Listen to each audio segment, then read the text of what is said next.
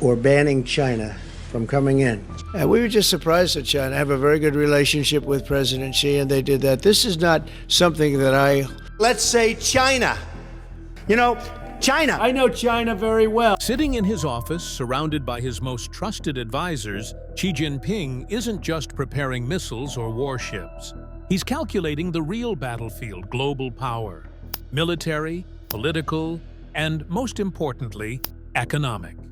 After spending years modernizing China's forces and expanding its navy, Xi believes China can challenge the United States directly. But any military action he takes will immediately collide with economic forces far larger and more destructive than any missile barrage. In this scenario, China launches a sudden attack across the Pacific. Cyber attacks hit American infrastructure. Military bases in Japan, South Korea, and Guam come under missile fire. Hawaii is struck. The United States scrambles to respond. But long before the first naval battle concludes, something else breaks first: the world economy. A war between the world's two largest economies would send shockwaves far beyond the Pacific. It would reshape global markets, disrupt supply chains, and plunge millions into economic hardship. Even countries far from the battlefield would feel the effects within days. The moment news breaks, global financial markets go into panic. Stock exchanges in New York, Tokyo, London, Shanghai, Hong Kong, and Singapore plunge.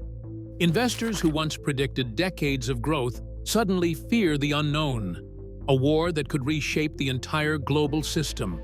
Trillions of dollars in value evaporate in hours. Major American companies heavily reliant on Chinese manufacturing, electronics firms, retail giants, and tech companies see their shares collapse. Chinese companies lose access to Western investors, causing capital to flee from Shanghai and Shenzhen. Safe haven assets skyrocket. Gold surges. The US dollar, normally a reliable refuge, becomes unstable as some investors seek security, while others panic over homeland missile strikes. Cryptocurrency markets swing wildly by the minute. Retirement accounts, pension funds, and sovereign wealth funds suffer heavy losses. Millions of ordinary people who have nothing to do with geopolitics wake up to see their savings shrink simply because two superpowers have gone to war. Within days, global trade grinds to a halt. The South China Sea, where trillions of dollars of goods pass annually, becomes a militarized zone. Cargo ships reroute or stop altogether. Insurance premiums for Pacific routes reach historic highs, making shipping almost impossible. Ports across China slow or shut down. U.S. West Coast ports prepare for emergencies. International companies that once relied on predictable supply chains suddenly face chaos. The decades-long economic relationship between China and the U.S. collapses instantly. U.S. companies lose access to Chinese factories. Chinese manufacturers lose their biggest export market. Countries that export raw materials to China lose their main buyer. Nations that import cheap goods from China see prices explode. Supermarket shelves start emptying. Electronics and clothing retailers run out of inventory. Even countries not directly involved in the conflict face rising prices and shortages. The war reveals how fragile global production networks truly are. Many industries cannot function without Chinese manufacturing or U.S. technology. Electronics and tech suffer first. Smartphones, laptops, home appliances, and even advanced medical devices depend on Chinese-made components. Companies cannot simply replace China overnight. It took decades to build those supply chains. Semiconductors become a crisis point. Taiwan, already in danger, operates most of the world's advanced semiconductor facilities. Any disruption, military invasion, blockade, or power outage throws the global chip supply into disarray. Automakers halt production. Consumer electronics shortages appear worldwide. Pharmaceuticals also face disruption. A vast share of active pharmaceutical ingredients comes from Chinese factories.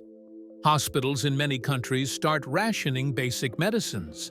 Companies that once optimized for efficiency and low-cost production now face an uncertain future. Relocating manufacturing takes years, and war forces immediate decisions. Governments encourage companies to bring production home, but the transition is slow and expensive. War needs fuel, and fuel becomes extremely expensive. The moment the conflict begins, global oil prices surge. Shipping disruptions and fears of escalation cause Brent crude and WTI crude to hit record highs. Asian and European countries dependent on foreign oil face severe shortages. For China, which imports most of its crude oil, this is catastrophic. Even if Russia continues to supply China, it cannot replace the volumes from Middle Eastern producers who cut back due to U.S. diplomatic pressure. Fuel rationing begins across parts of China, affecting transportation, manufacturing, and agriculture. The United States also suffers. While more energy independent, high global oil prices push up gasoline costs, freight costs, and the price of nearly everything that must be transported.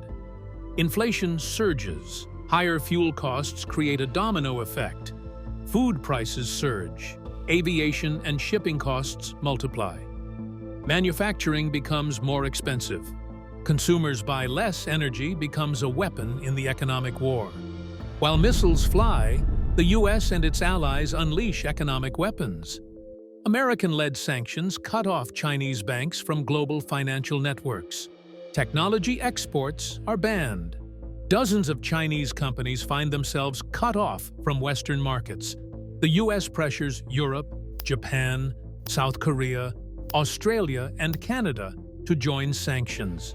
Many agree, either out of support or fear of being targeted by U.S. secondary sanctions. China suddenly loses access to high-tech components, advanced chips, and global capital. China retaliates by restricting exports of rare earth minerals vital for electronics, batteries, and weapons systems. This hurts Western industries, but also reduces China's own revenues. The two nations enter a cycle of escalating economic retaliation. Both economies bleed. The U.S. suffers from shortages, inflation, and export losses. China faces falling output, rising unemployment, and a severe financial crunch. Economic warfare becomes just as damaging as military conflict. For ordinary citizens, the most painful effects are inflation and job losses.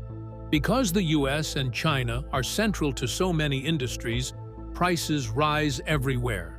Food becomes more expensive. Electronics become scarce. Fuel costs surge. Construction supplies become limited. Central banks around the world face a terrible dilemma. Keep interest rates low and let inflation worsen, or raise rates and risk deep recession. Most choose to fight inflation, which triggers business failures and job losses. Tourism collapses. Airlines ground flights across the Pacific. Manufacturing economies like Vietnam, Malaysia, and South Korea suffer massive slowdowns. Commodity exporters like Brazil and Australia lose revenue from Chinese buyers. Poorer nations struggle with food shortages and currency instability. The global economy enters a synchronized recession. Growth projections collapse. Tens of millions lose jobs. Even if the war ends within months, the global economic order will never return to what it was. Neither Washington nor Beijing will ever again trust the other to be a reliable partner. Governments and companies make sweeping changes. Key technologies such as AI, 5G, and semiconductors are permanently decoupled. Supply chains shift toward friend-shoring. In politically aligned countries, nations build new alliances focused on economic security rather than efficiency. Global trade standards fracture into competing Western and Chinese systems. Countries like India, Vietnam, Mexico, and Indonesia attract new investment as companies rush to diversify away from China. But building new factories and shipping routes takes years. The global economy becomes less efficient, more expensive, and far more vulnerable to future crises. When the fighting finally stops, both China and the United States face enormous economic costs.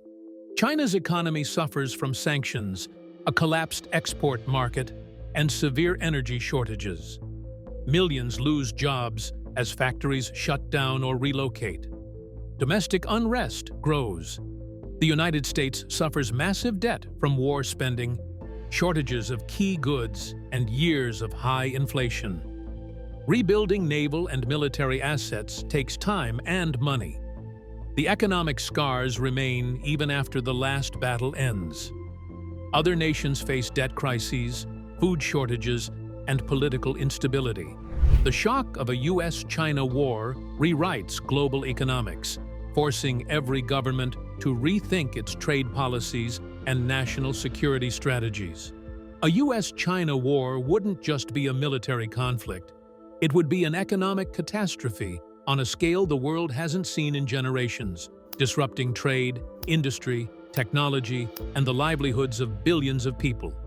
Even if the missiles stop, the economic consequences of if US-China war happen would echo for decades, shaping a new global order born from crisis rather than cooperation. If you like this story, stay tuned for the next one, and don't forget to subscribe to the channel.